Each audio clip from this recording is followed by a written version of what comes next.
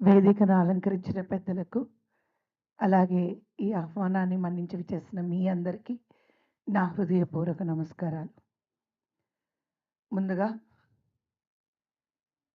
మహిళా దినోత్సవ సందర్భంగా ఎంతోమంది మహిళలకు ఇక్కడ సన్మానం చేయడం జరిగింది. అందులో నేను ఎన్నో సినిమాలు ఆవిడతో పాటు అంటే డబ్బింగ్ జానకి గారితో పాటు నా 13వ సంవత్సరం నుంచి ఆవిడతో నేను ఎన్నో సినిమాలు నటించడం జరిగింది. ఆ రోజు ఆ ప్రేమ, అభిమానాలు, ఆ పలకరింపులు ఎలా ఉన్నాయో ఆవిడ ఈ రోజు వరకు అలాగే ఉన్నారు. అది ఆవిడ యొక్క గొప్పతనం. నిజంగా ఇది ఆవిడకి నాగబాల గారు ఇచ్చిన ఒక మంచి సన్మానమని నేను అనుకుంటున్నాను. చాలా చక్కగా జానకి గారిని ఎన్నిక చేశారు. నాకు చాలా చాలా ఆనందంగా ఉంది. Because she deserves it. ఇంకా ఈ వేదిక మీద ఈరోజు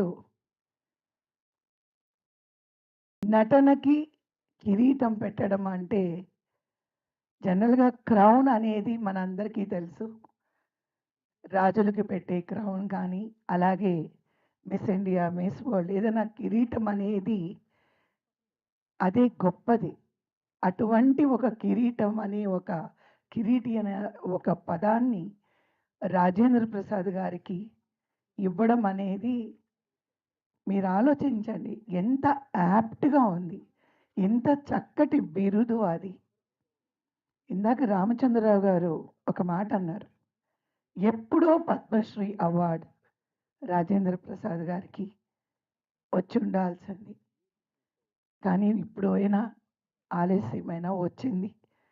దానికి నిజంగానే భారతదేశ ప్రభుత్వానికి నా హృదయపూర్వక ధన్యవాదాలు తెలియచేసుకుంటున్నాను.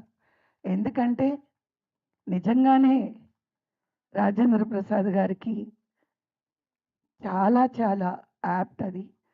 ఆయన ఇంకా ఎన్నో ఎన్నో బిరుదులు తీసుకోవాలి. నాకు రాజేంద్ర ప్రసాద్ గారు తెలిసినప్పుడు ఆయనకి గుర్తుందో లేదో నాకు తెలీదు. నాకు 9 సంవత్సరాలు. అప్పుడు కూడా ఎంతో ఆప్యాయంగా, ప్రేమగా కాకపోతే నల్ల పిల్ల అని పిలిచేవారనుకోండి అప్పుడు. నన్ను చిన్నవాణి శ్రీ అనేవారు. ఆయనకి గుర్తుందో లేదో నాకు తెలీదు. "నువ్వు ఎందుకు సినిమాలో రాకూడదు? మీ అమ్మాయిని" మా అమ్మగారితో అనేవారు. "మీ అమ్మాయి నల్ల పిల్లయినా చిన్నవాణి శ్రీలాగా ఉంది. సినిమాలో ఎందుకు తీసుకురారు" అన్నారు. ఆయన ఏ నోటి వాక్యతో అన్నారో తెలీదు కానీ, అలాగే నేను 11వ సంవత్సరం కథానాయికగా తమిళ్ ఇండస్ట్రీలో ఇంట్రడ్యూస్ అవ్వడం జరిగింది. తెలుగులో 'సిరిసిరి మువ్వ' ద్వారా ఇంట్రడ్యూస్ అవ్వడం జరిగింది.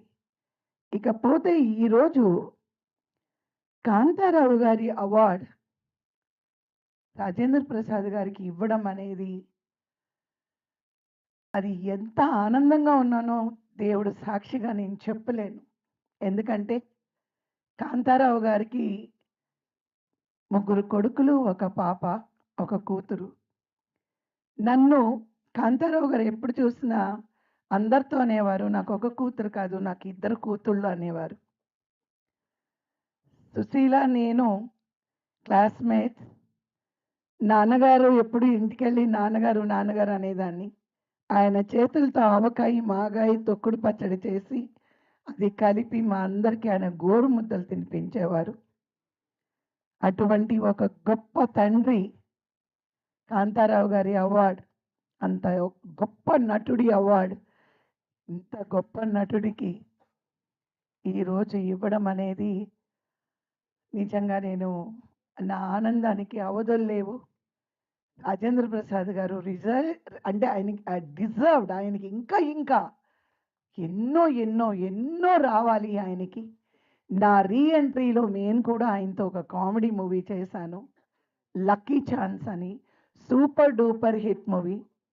ఇందాక ప్రియాంక గారు మాట్లాడుతూ ఒక రొమాంటిక్ చేయొచ్చు, హారర్ చేయొచ్చు, యాక్షన్ చేయొచ్చు. కామెడీ అనేది కమల్ హాసన్ గారు అందరికీ రాదండి. నేను నిజంగా నన్ను చేయమంటే నేను చేయలేను. ఎందుకు అంటే ఆ కామెడీకి కావాల్సింది టైమింగ్. ఆ టైమింగ్ మిస్ అయితే కామెడీ మిస్ అవుతుంది. ఎవరికైతే ఆ టైమింగ్ ఉంటుందో వాళ్ళే సక్సెస్ అవ్వగలరు. కమల్ హాసన్ గారి తర్వాత అంత టైమింగ్‌తో యాక్ట్ చేయగలిగే రాజేంద్ర ప్రసాద్ గారితో 'లక్కీ ఛాన్స్‌లో' నేను యాక్ట్ చేసేటప్పుడు నేను, గిరిబాబు గారు, తను మేమందరం కూర్చొని ప్రాక్టీస్ చేసేవాళ్ళం. అయితే నేనిప్పుడు ఇలా అన్నప్పుడు ఇలా ఇలా ఎక్స్‌ప్రెషన్ ఇవ్వాలి. ఇలా మాట్లాడాలి. నేను ఇలా అంటాను, నువ్వు ఉలిక్కిపడాలి. నువ్వు ఇలా మాట్లాడాలి. అలాగా ఆయన నటనే కాదు, పక్కా వాళ్ళ నటన కూడా అది ఎంత యాప్ట్‌గా ఉండాలి. ఆ సీన్ సక్సెస్ అవ్వడానికి, ఆ మూవీ సక్సెస్ అవ్వడానికి ఆయన అంత పర్సనల్‌గా ఇంట్రెస్ట్ తీసుకొని ప్రతి సినిమా ఇది నా సినిమా. నేను ఆర్టిస్ట్ కాదు. ఇది నా సినిమా అని భుజాల మీద మోసే ఆర్టిస్టులు చాలా తక్కువ మంది ఉన్నారు మన ఇండస్ట్రీలో. అటువంటి కొద్ది మంది ఆర్టిస్టులు రాజేంద్ర ప్రసాద్ గారు ఒకరని చెప్పడానికి కూడా నేను చాలా ఆనందిస్తున్నాను. ఈరోజు ఈ వేదిక మీద ఒక మంచి సన్నిహితులు ఆయన, ఒక తండ్రి గారి అవార్డు, అలాగే నాగబాల గారు పిలిచిన వెంటనే తప్పకుండా నేను వస్తున్నానండి. ఒక ఇంత మంచి కార్యక్రమాన్ని నేను పాలు పంచుకోవడం అనేది నేను అదృష్టంగా భావిస్తున్నాను. మరొకసారి రాజేంద్ర ప్రసాద్ గారికి ఆ భగవంతుడు ఆరోగ్యాన్ని ప్రసాదించి ఆయన్ని సంతోషంగా పెట్టుకొని ఇంకా ఎన్నో ఎన్నో ఎంతో ఎత్తుకు ఆయన ఎదగాలి అని నేను మనస్ఫూర్తిగా కోరుకుంటున్నాను. మరొకసారి రాజేంద్ర ప్రసాద్ గారికి నా హృదయపూర్వక శుభాభినందనలు. Thank you so much. Thank you sister. ఒకే నిమిషం గ్లామర్